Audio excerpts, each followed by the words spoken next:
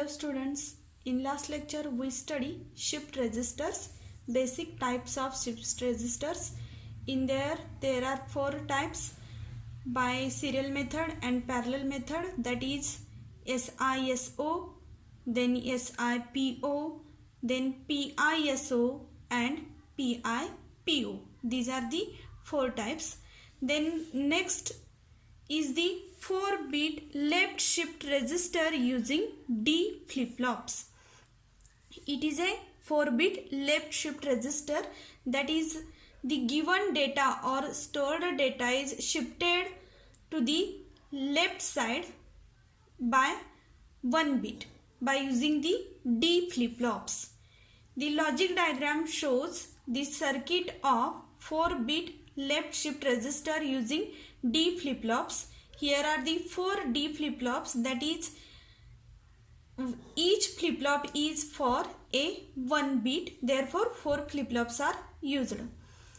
In D flip-flop we studied that the truth table of D flip-flop shows that when clock is high, then the input of the D flip-flop is transferred to the output, that is when clock is high, if D is 1, then output Q is equal to 1.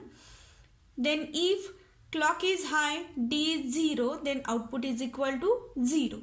This truth table is used in this 4-bit left shift register. Now in the logic diagram, there a clear input is applied to the 4 flip-flops. The data input D in is applied to the first D flip-flop, that is D0. D0 is the data input of first flip-flop. Then output of the first flip-flop, that is Q0, is applied to the input of the second D flip-flop, that is Q0 is given as D1. Then output of the second flip-flop is Q1, which is given to the input of the third D flip-flop, that is D2, and the output of third flip-flop, that is Q2, is given as input to the fourth flip-flop, that is D3, and which is the final output Q. That is the output of the previous flip-flop is given as input to the next flip-flop, that is Q0 drives the or sets the flip-flop D1, then Q1 sets the flip-flop D2 and Q2 sets the flip-flop D3. लक्षात आलं? हे काय आहेत? 4 D flip flops आहेत. पहिला जो flip-flop आहे D0, त्या D0 ह्या फ्लिपफ्लॉपला data input D in apply केलाय. पहिल्या फ्लिपफ्लॉपचं आउटपुट दुसऱ्याला दिलंय, दुसऱ्याचं तिसऱ्याला दिले आणि तिसऱ्याचं चौथ्याला दिले. म्हणजे पहिला फ्लिपफ्लॉप ड्राईव्ह कोणाला करणार आहे? दुसऱ्या फ्लिपफ्लॉपला. दुसरा फ्लिपफ्लॉप ड्राईव्ह करणार आहे तिसऱ्याला आणि तिसरा ड्राईव्ह करतो चौथ्याला. दिस इज दी सर्किट और logic diagram of 4-bit left shift register. Here clock is applied through this clock input CLK. CLK is the clock input. CLR is the clear input. Previous लेक्चर्समध्ये आपण बघितले clear input आणि preset input. तर काय use केले जातात? तर initially जर का फ्लिपफ्लॉप्स किंवा एखादी लॉजिक सर्किट तुम्हाला सेट किंवा रिसेट करायचं असेल तर क्लिअर आणि प्रीसेट इनपुट यूज केलं जातं. इथं आपण यूज केलाय क्लिअर इनपुट, म्हणजे इनिशियली सगळे फ्लिपफ्लॉप्स काय करायचे आहेत? आपल्याला रिसेट करायचे आहेत, म्हणून तिथं काय क्लिअर इनपुट अप्लाय केलेले. इथं बबल्स दाखवलेले आहेत. बबलचा अर्थ काय असतो? तर क्लिअर कशी अप्लाय केलेली? इन्व्हर्टेड क्लिअर अप्लाय केलेली आहे. इन केस ऑफ क्लॉक कशी अप्लाय केले बघा. इथं बबल्स आहेत का क्लॉकच्या सिम्बॉलमध्ये? तर बबल्स नाही आहेत. म्हणजे क्लॉक कसले येतात? पॉझिटिव्ह क्लॉक आहे. पॉझिटिव्ह क्लॉक अप्लाय केलेले आहे म्हणजे सगळे transitions. What is transition? Transition is the changing the state of that flip-flop. State of flip-flop that is either high or low. त्यात ड्युरिंग 1 क्लॉक सायकल टाइम पिरियडमध्ये आपल्याला काय change करायची असते? फ्लिपफ्लॉपची स्टेट चेंज करायची असते. त्याला काय म्हणतो आपण? ट्रान्झिशन्स. मग इथं पॉझिटिव्ह क्लॉक असल्यामुळे सगळे ट्रान्झिशन्स कुठं होतील? On the positive edge of the clock pulse. The positive age of the clock pulse or leading age of the clock pulse is that when clock goes from low to high. Low पासून हायला जेव्हा clock जाती त्याला काय म्हणतो आपण? Positive edge किंवा leading age. मग इथं पॉझिटिव्ह क्लॉक पल्स अप्लाय केलेले असल्यामुळं सगळे ट्रान्झिशन्स कुठं होतील, पॉझिटिव्ह एजला होतील. This is the logic diagram of clock pulse. यामध्ये काय शंका आहे का बघा. सगळे कसले आहेत, डी इनपुट्स आहेत, डी फ्लिपफ्लॉप्स आहेत, 4 डी फ्लिपफ्लॉप्स आहेत. डी फ्लिपफ्लॉपचं ट्रू टेबल काय सांगतो आपल्याला, क्लॉक हाय असेल तर डीचा जो काय डेटा असेल 1 और 0 काय होतं, आउटपुटला ट्रान्सफर केला जातो. Here data input D in is applied to the first flip-flop. The output of first flip-flop is given to the second flip-flop. The output of second is given to the input of third flip-flop. The output of third is given to the input of fourth flip-flop. Then in these waveforms there are the clock pulses are shown. आता working बघूया आपण. 4 bit left shift म्हणजे काय असतं, जो काय data आहे stored data bits moves 1 position to the left side. 1 position ते कुठं शिफ्ट होतात, लेफ्ट साईडला शिफ्ट होतात. आता इनिशियली आपण काय बघतोय, क्लिअर इनपुट अप्लाय केलेलं आहे. त्यामुळे इनिशियली सगळे फ्लिपफ्लॉप्स काय असणार आहेत, आपले रिसेट असणार आहेत. त्यामुळे स्टोर्ड वर्ड जो काय असेल त्या रजिस्टरमध्ये स्टोअर केलेला तो वर्ड काय असेल बघा, Q is equal to Q3, Q2, Q1, Q0 which is equal to 0 0 0. Initially सगळे फ्लिपफ्लॉप्स काय असतील, रिसेट असतील. त्यामुळे स्टोअर केलेला वर्ड काय असणार आहे आपल्याला, 0 0 0. मग जेव्हा आपण पहिली क्लॉक पल्स अप्लाय करणार आहे तेव्हा काय होतं बघा. पहिल्या क्लॉक पल्स अप्लाय करताना इथं आपण काय दाखवलेले, डेटा इनपुट डी इन आहे, तो कुठं दिला आपण, D0ला अप्लाय केलाय.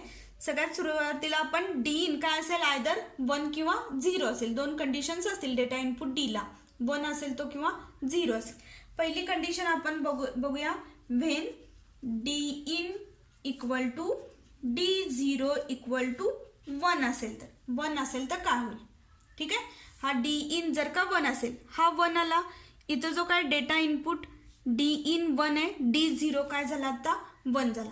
जेव्हा पहिली क्लॉक पल्स अराइव होणार आहे, on the arriving of the first clock edge, the data input D in which is high is given to the first flip-flop, that is D0. Then on the arrival of the first clock age, the Q becomes 0 0 0 1. इथला जो Q0 आहे तो काय होणार आहे आता, 1 होणार आहे. कारण D0 काय झाला 1, D0 1 झाल्यामुळं डी फ्लिपफ्लॉप काय सांगतो आपल्याला, डीचा जो काय डेटा असेल तो आउटपुटला ट्रान्सफर केला जातो.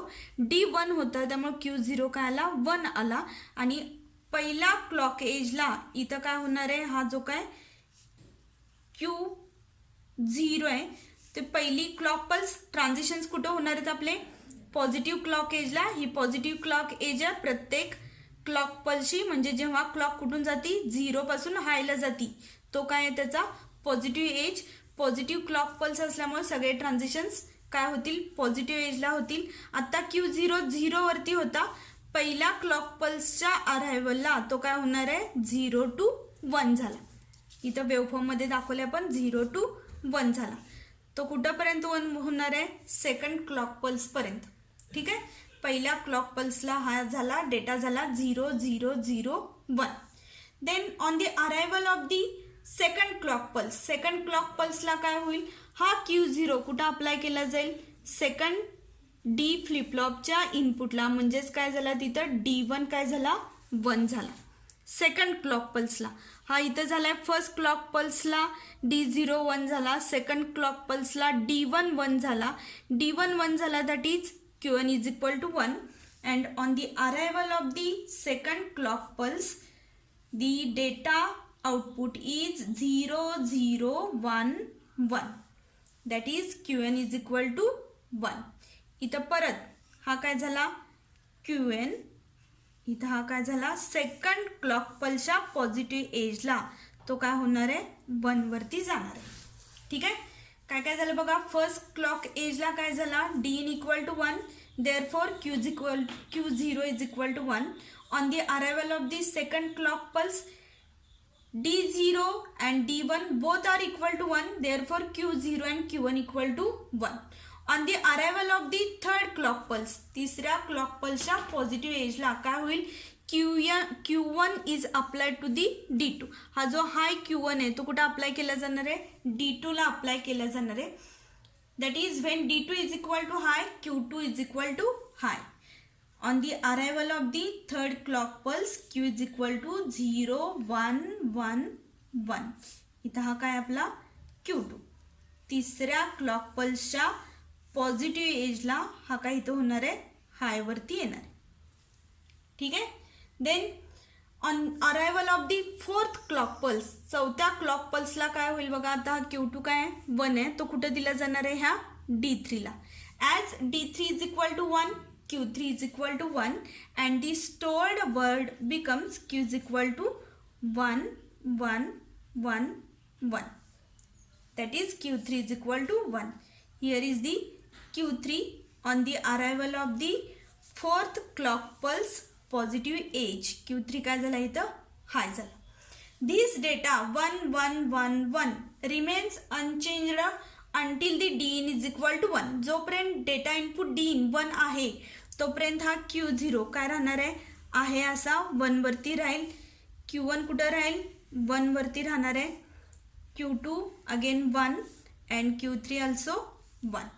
म्हणजे D in जोपर्यंत 1 आहे तोपर्यंत डेटा रिमेन्स अनचेंजड, कुठंपर्यंत राहणार आहे तो 1 1 1 पर्यंत. ठीक आहे. इथंपर्यंत काय शंका आहे का बघा. D in काय, D in इक्वल टू 1 घेतला. फर्स्ट क्लॉक पल्सला D01, therefore Q0 is equal to 1. Then on the arrival of the second clock pulse D1 is equal to 1, that is Q1 is equal to 1. On the arrival of third clock pulse D2 is equal to 1, Q2 is equal to 1. On the fourth clock pulse D3 is equal to 1 and Q3 is equal to 1.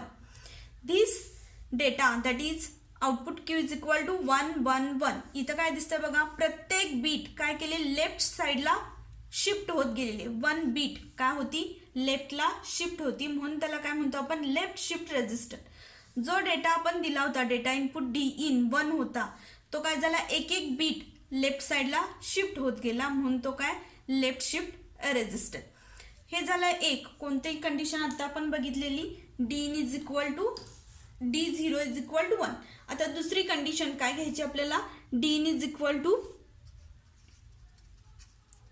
D0 is equal to 0.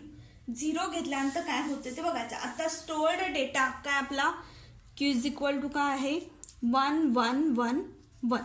ठीक आहे. On the arrival of the first clock pulse, पहिल्या clock पल्सला, म्हणजे इथं मी दोन्ही एकत्रित दाखवले. हा D in दाखवलाय, हा इथंपर्यंत काय हाय वरती आहे, आणि आता हा काय घेतला आपण, लो वरती घेतलेला आहे. हा 1 आहे आणि हा 0. हा D in आता काय केलं आपण, लो केले. मग हा D in 0 झाल्यानंतर D0 काय होणार आहे, 0. When D0 is equal to 0 then Q0 is equal to 0. म्हणजे त्यानंतरची जी पहिली क्लॉक पल्स येणार आहे त्या क्लॉक पल्सला हा जो काय Q0 आहे तो काय होणार आहे, लो वरती जाणार आहे. ठीक आहे. म्हणजे इथं काय होणार, 1 1 1 0. Q0 काय झाला आपला, 0 झाला. D in equal to 0, that is D0 0, Q0 is equal to 0. Stored word becomes 1 1 1 0. इथं बघा, हे काय आता 1 आहे, हे सगळे 1 1 वरती राहणार आहेत. 1 1 1 0. Then arrival of the next clock pulse काय होणार, हा Q0 जो 0 आहे तो कुठं अप्लाय केला जाईल, D1 ला. हा 0 झाला त्यामुळे Q1 0 झाला. सेकंड क्लॉक पल्सला डेटा काय येणार आहे, 1 1 0 0. सेकंड क्लॉक पल्सला डेटा काय झाला, 1 1 0 0. हा Q1 जो का आहे नेक्स्ट क्लॉक पल्सला तो काय होणार, high to low. Then on the arrival of third clock pulse this 0 Q1 0 is applied to D2. Then as D2 0 then Q2 is equal to 0. On the arrival of third clock pulse, the data is 1 0 0 0. This Q2 becomes low from high. Then on the arrival of fourth clock pulse, this Q2 is given as D3 to the fourth flip-flop. Therefore, On the arrival of fourth clock pulse, Q3 is equal to 0 and the stored word becomes 0 0 0 0. On the fourth clock pulse, this Q3 goes low from high. These are the waveforms for 4-bit left shift register. Here 0 is shifted to the left side by each bit. प्रत्येक clock पल्सला एक एक bit काय होती लेफ्टला shift होत जाती. त्याला काय म्हटलं जातं left shift resistor.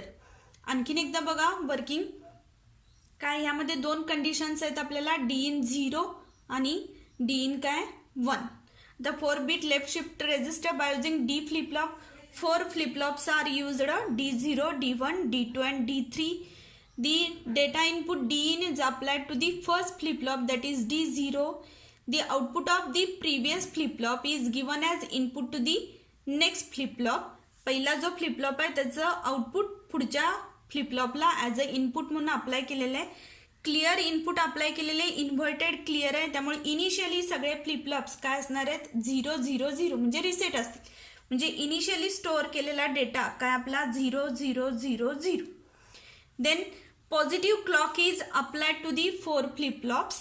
These are clock are shown in the diagram. Positive clock apply केल्यामुळे सगळे ट्रान्झिशन्स कुठं होतील पॉझिटिव्ह एजला होतील. पॉझिटिव्ह एज म्हणजे कोणती, when clock goes from low to high. इथं सगळे ट्रान्झिशन्स दाखवलेत Q1 Q0 Q1 Q2 Q3. हा डेटा इनपुट डी इन आहे. सुरुवातीला तो 1 दाखवलाय हाय वरती आहे, नंतर काय लो वरती गेलेला दाखवले. मग सगळ्यात सुरुवातीला दोन कंडिशन्स कोणत्या, if D in is equal to 1 and D in is equal to 0. First when D in is equal to 1, the data input D0 is equal to 1. The stored word becomes for the first positive clock edge 0 0 0 1. On the arrival of the second clock edge 0 0 1 1.